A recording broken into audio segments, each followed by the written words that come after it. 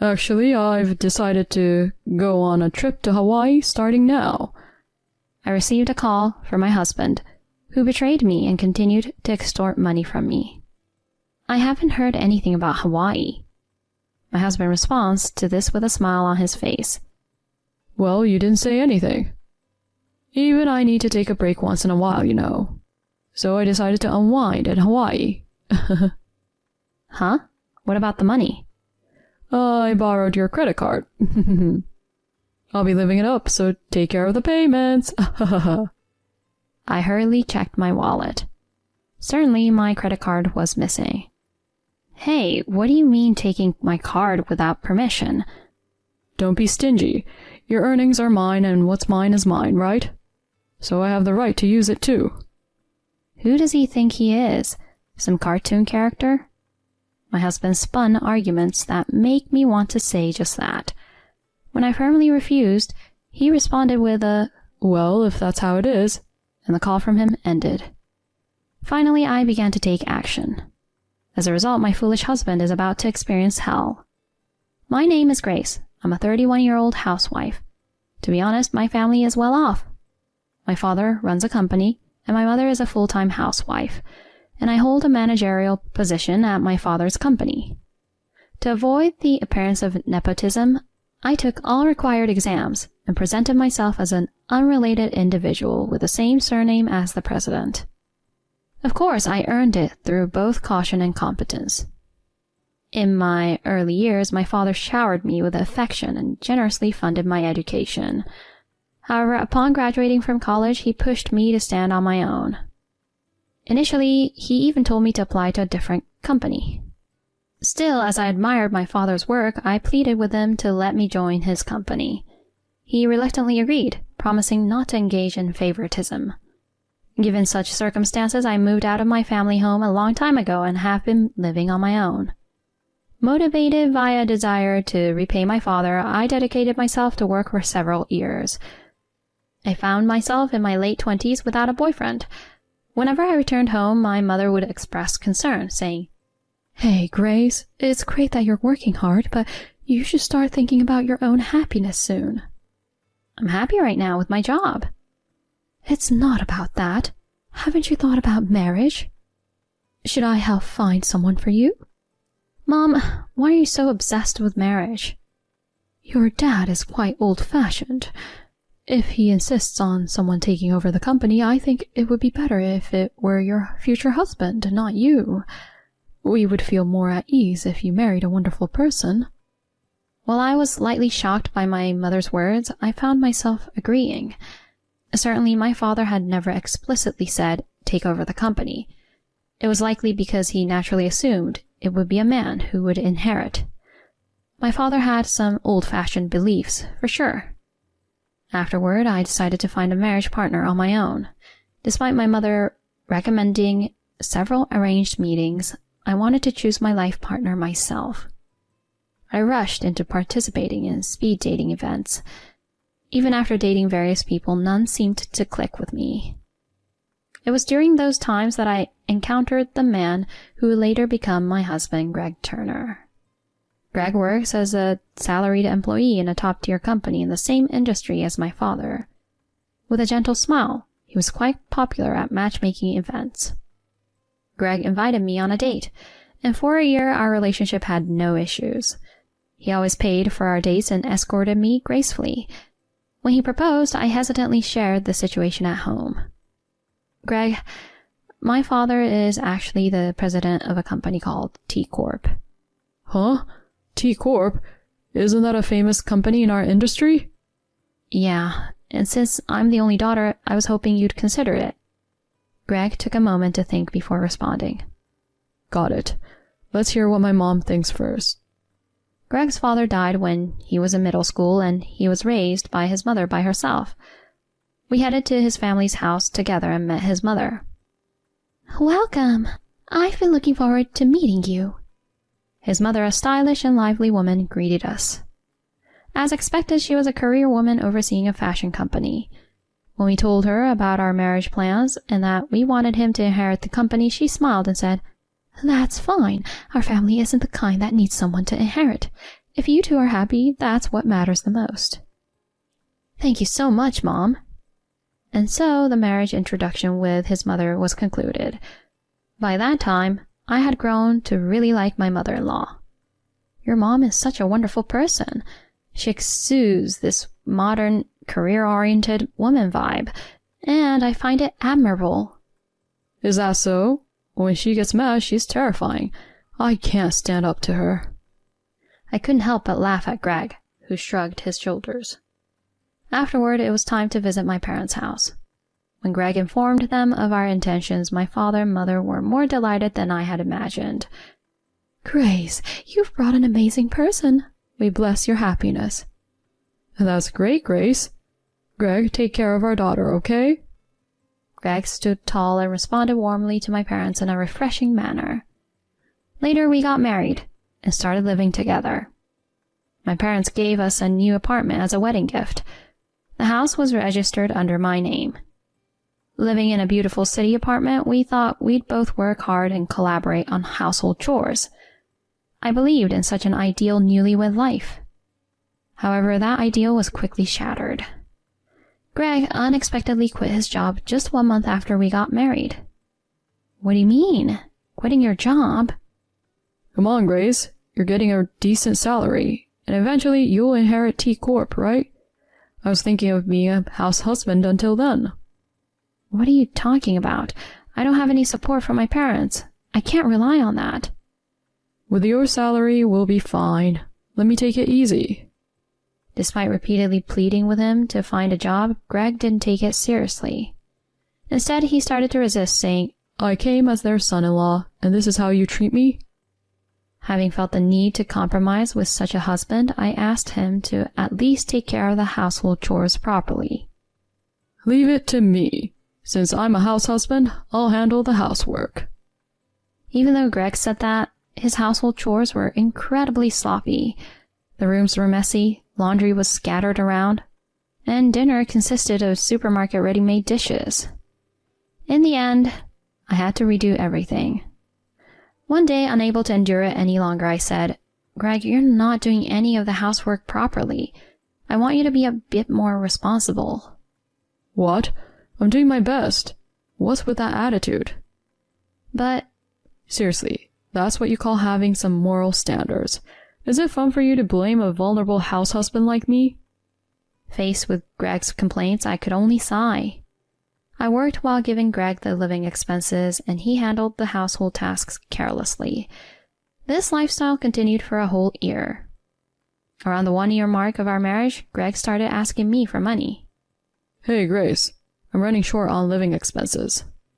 Huh? Already? I just gave you some not long ago. Well, it's not enough. Can't help it, right? Each time I reluctantly handed him a few more dollars. Greg even asked me to get a credit card for him, but I refused. With his spending habits, it was unpredictable. Greg, what on earth are you spending so much on? This is going to put us in the red. I was quite worried. During that time, I had to plan a company trip, so I went to a travel agency alone. I was having a meeting in a booth surrounded by walls when I overheard a conversation in the next booth. Hey, where are we going? The Bahamas? Anywhere with you is fun. But isn't Hawaii better than the Bahamas? I could hear snippets of the couple's conversation. The voice of that man was unmistakably familiar. It was the exact voice of my husband, Greg. I interrupted the meeting, peeked out from behind the wall, and confirmed it. There he was, Greg, with a smug smile, arm in arm with a woman I didn't recognize, selecting brochures for their trip. At that moment, I understood everything. The reason he became cold towards me and frequently asked for money was because he was having an affair with that woman. I won't forgive him for making a fool out of me. While my head felt like it was boiling, I returned to the meeting booth. The scene I witnessed a moment ago kept swirling in my mind. After that, I took action and asked a private investigator to look into Greg. In just 1 week, substantial evidence of his affair had been gathered. It turned out he was meeting that woman almost every day while I was at work. The woman's name was Heather. Apparently, she worked at night. As I was grappling with the results of the investigation, my phone rang. The caller was Greg. Hello? Oh, Grace. Working hard, huh? Greg spoke arrogantly. So what? What do you want? Hey, can you guess where I am right now? An airport announcement could be heard in the background. The airport? Ding dong! Actually, I've decided to go on a trip to Hawaii now. Greg casually mentioned such a thing. In my mind, the image of the two choosing a travel brochure at the booth came back. I tried to stay as calm as possible. Hawaii? I never heard about that. Well, you didn't say anything. As a full-time house husband, I need to relax sometimes, right? So I decided to stretch my wings in Hawaii. Huh? What about the money? I borrowed your credit card. We'll share the expenses, but you'll take care of the payment, okay? I hurriedly checked my wallet. Indeed, my credit card was missing. Hey, what's the idea with taking my credit card without permission? Don't be stingy. Your earnings are mine. And what's mine is mine, right? So, I have the right to use it. Who does he think he is? Some cartoon character? My husband spun arguments that make me want to say just that. When I firmly refused, he responded with a, well, if that's how it is. And the call from him ended. The phone call gave the impression that he was going alone, but there was no doubt he was with his affair partner, Heather. Attempting to use my card for their affair? What audacity. I wonder if they're having a good laugh right now. Even though he was my husband, I was utterly disgusted. I must teach him a lesson. I regained my composure and took action. Timing their arrival in Hawaii, I called the company, reported my credit card as stolen, and had it cancelled. After a while, Greg called me, but I ignored it. 5 days later, when I was at home, Greg returned in a tattered state. His hair was sticky, his face showed signs of fatigue, and he looked as if he hadn't taken a bath. Perhaps sunburned. In such a state, Greg confronted me. Hey, my credit card didn't work there. What's going on? Huh? I cancelled it. You cancelled it? Why the hell would you do that? I told you I was going to Hawaii, didn't I? If the card is stolen, cancelling it is only natural. Greg became furious at my nonchalant response. Because of you, I couldn't even stay in a hotel and had to sleep rough in Hawaii. I hardly had any cash, so I survived on just 2 pieces of bread for 3 days. I thought I was going to die. So how did you make it back? All I had was a plane ticket. I got tangled up with the local punks and it was a real mess. How are you going to make up for this? Oh, it sounds like you had a fun Hawaii trip. As I calmly remarked, Greg glared at me. But seriously, you didn't have to go this far, did you? My life was really in danger. I feel like suing you. It's me who should be suing. Huh? At that moment, I threw several photos on the floor. Those photos clearly showed evidence of Greg's affair. Intimate moments, entering a hotel, and even a snapshot of them holding a large travel bag at the airport. Seeing those pictures, Greg's face turned pale. What is this? Did you know about it? Yes, I've been asking the detective agency for a while now. You were planning to use my card for your affair, weren't you? Facing Greg, who turned pale and stuttered, I continued calmly. You'll compensate me for the affair and the money you embezzled, of course. And of course, we're getting a divorce. Huh? Divorce? Are you kidding me? Divorce over something like this? Just as Greg uttered those words, a woman's voice echoed in the room. You're the one kidding around. Upon confirming the source of the voice, Greg's legs gave out. Mom, why are you here? Yes, I had summoned his mother to this place. I explained his behavior and lifestyle, showed evidence of his affair, and had his mother waiting in the next room. His mother approached him with determination and delivered a powerful slap. Smack! A loud sound echoed in the room. What the hell, Mom? What are you doing? What about you? I didn't even know you quit your job.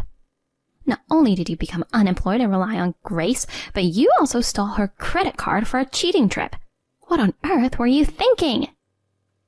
Well... The only thing you can do is to sincerely apologize to Grace and accept her demands. Come on, sit down. Greg's mom grabbed his head and forced him to sit on the floor. He told me in a trembling voice as he shrank back from such a mother.